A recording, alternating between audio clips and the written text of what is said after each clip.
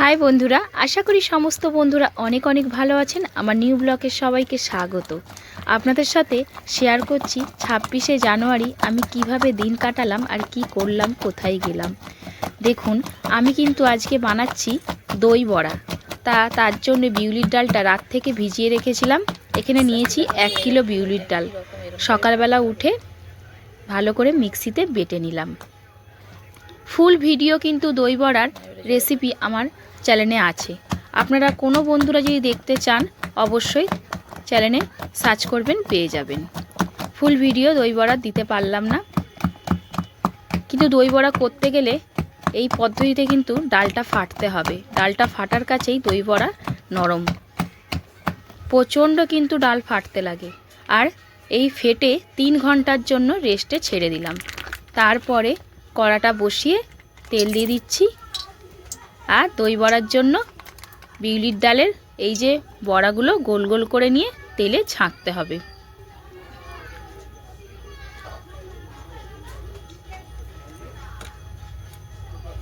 কোনো বন্ধুরা আমার চ্যানেলে নতুন আসলে চ্যানেলটিকে সাবস্ক্রাইব করবেন, অনুরোধ করছি আমার পাশে থাকবেন। আপনারা পাশে থাকলে সত্যি খুব ভালো লাগে।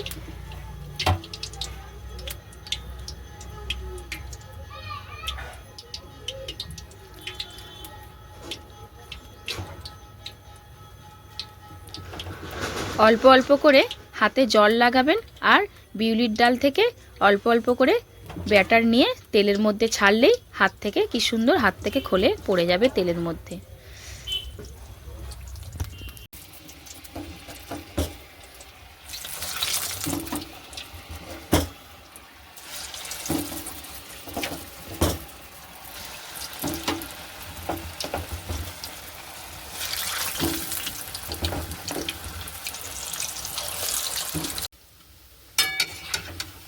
বড়াগুলো এক সাইড ভাজা হয়ে গেলে অপর সাইড এরমভাবে উল্টে দিতে হবে। আর দেওয়ার প্রসেসটা দেখলেন, বাটিতে একটা সাইডে জল নেবেন, জল হাত করে ব্যাটারটা নিলেই খুব সুন্দর হাত থেকে তেলের মধ্যে ছাড়ানো যাবে।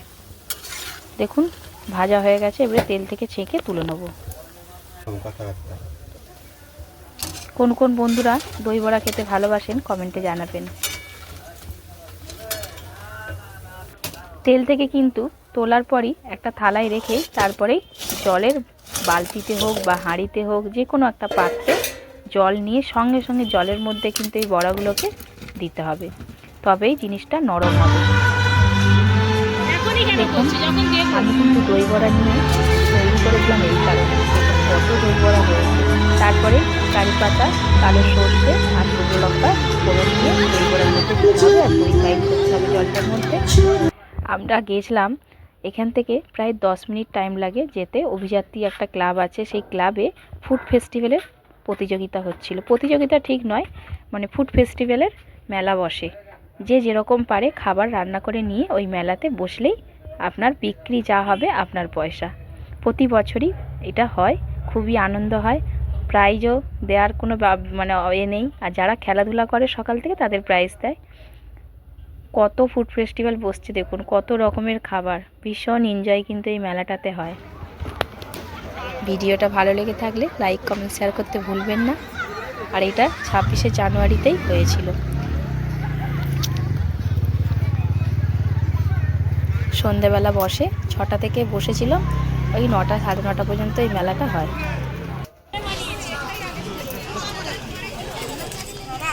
দেখো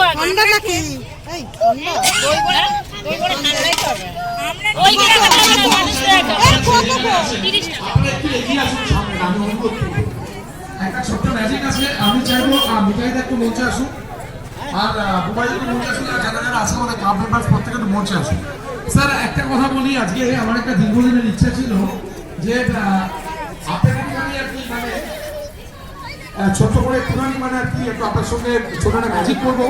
তো আমি চাইছি কেউ একজন আমার কাছে আসুন, মানে আমাদের ক্লাব মেম্বারসদের মধ্যে থেকে। আপনি আসুন প্লিজ, 1 মিনিট।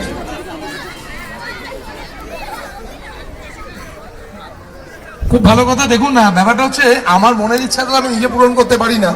কেস খেলে বাবা আপনি খাবেন, আমি কেন খাই?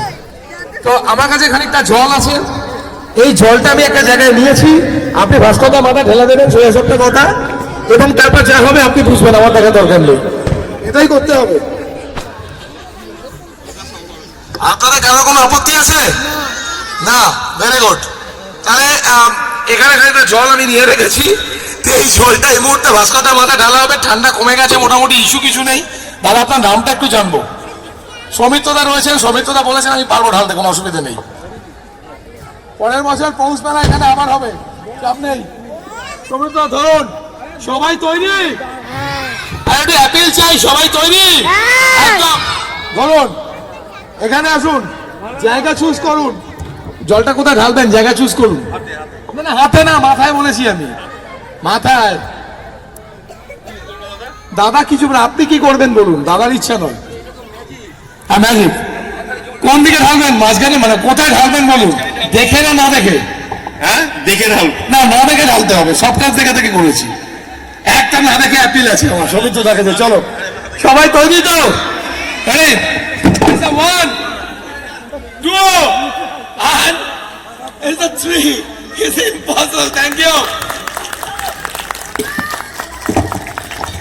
একটা ছোট্ট ম্যাজিক ছিল আজকে মাননীয়